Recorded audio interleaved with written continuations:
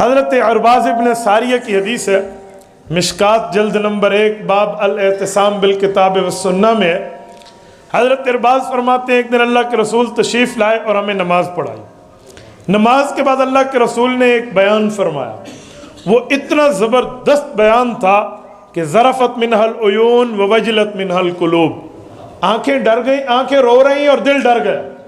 فقال رجل یا رسول اللہ کأن هذه موعظة مودع او مودع فوصنا، ہم میں ایک شخص نے حضور پاک کی خدمت میں عرض کر ڈالا کہ آج آپ کی گفتگو نے ہمیں ہلا دیا، ہمیں ایسا محسوس ہوتا ہے کہ آپ الوداعی خطاب فرما رہے ہیں، فوصنا، آپ ہمیں کوئی نصیحت فرما دیں، وصیت فرما دیں، ہمیں کوئی ایسی بات بتا دیں جو ہم پلے باندھ لیں، ہماری نجات ہو جائے۔ تو آپ علیہ السلام نے نصیحت شروع فرمائی، فرمایا اوصیکم بتقوی اللہ، تقوی اختیار کرنا۔ تقوی کہتے ہیں گناہوں کے ماحول میں بھی نیکی کر کے جانا، یہ ہے تقوی۔ یہ نہیں ہے کہ ہمیں نیک ماحول ملے تو ہم نیک بنے، یہ نہیں ہے کیوں؟ تقوی اصل ہے کانٹوں سے کپڑوں کو بچانا۔ بلکہ اس کی بھی میں ایک تھوڑی سی شرح کرتے جاؤں، یہ الجامع لاحکام القرآن للقرطبی میں ھدی للمتقین کی آیت کے تحت امام قرطبی روایت لائے ہیں۔ حضرت عمر رضی اللہ عنہ نے حضرت ابی بن کعب سے پوچھا تھا کہ یہ ھدی للمتقین ہے تو تقوی کا معنی آپ نے اللہ کے رسول سے کیا سمجھا تھا؟ حضرت ابی پہلے قاری ہے نا صحابہ میں، تو حضرت ابی بن کعب فرمانے لگے امیر المومنین آپ سوال کا جواب دے دیں تو میں آپ کو جواب میں سمجھا دوں گا کہ ہم نے حضور سے تقوی کیا سمجھا تھا۔ حضرت عمر نے پوچھا کس سوال کا؟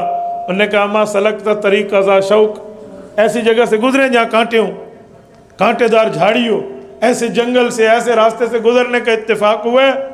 حضرت عمر نے فرمایا سلک تو مرارا، کئی بار گزرا ہوں، یہ تو اتفاق ہوتا رہتا ہے، لیکن پوچھنے کا مطلب، وہ فرمانے لگے کیف سلک، گزرنے کا طریقہ کیا ہوتا ہے، اسلوب کیا ہوتا ہے، طرز کیا ہوتا ہے؟ کہتے شممت ثیابی ثم سلک، اپنے کپڑے جو ہوتے ہیں نا زائد ان کو لپیٹ لیتا ہوں کہ کوئی کپڑا کسی جھاڑی میں الجھ نہ جائے، تو پھر وہاں سے گزرتا ہوں۔ کفضا کا تقوی، اسے تقوی کہتے ہیں کہ دنیا کے غلیظ ماحول میں رہو لیکن اللہ کا ڈر اپنے دل میں رکھو، یہ ہے تقوی۔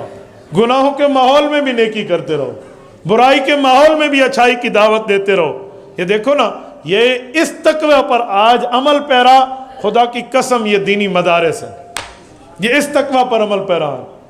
اور یعنی اور فحاشی کے ماحول میں یہ لوگ اپنے دین کا چراغ جلا کر بیٹھے ہوئے ہیں۔ اس پر کوئی بے جا کی بات میں نہیں کر رہا، یہ نہیں ہے کہ میں اپنی فیملی کی تعریف کر رہا ہوں، بھی علماء ہماری فیملی ہیں میں اس کی بات کر رہا ہوں، جی نہیں، میں کالج یونیورسٹی پڑھا ہوں اور ٹاپ کر کے پڑھا ہوں، وہاں کے ماحول سے بھی واقف ہوں اور مدرسے کے اندر بھی پڑھا ہوں، اس کے ماحول سے بھی واقف ہوں۔ میں دونوں ماحول اور دونوں تعلیم کو سامنے رکھ کے کہتا ہوں، جو حضور علیہ السلام نے وصیت فرمائی کہ اوصیکم بتقوی اللہ، اے امت کے لوگوں میں تمہیں تقوی کی وصیت کرتا ہوں، یہ پہلی وصیت تقوی، گناہوں کے ماحول میں نیکی کی دعوت دینا، گناہوں کے ماحول میں دین پر عمل کرنا، گناہوں کے ماحول میں اللہ کو راضی کرنا، یہ ترتیب آج کے دور میں مثال مدارس کی ہے۔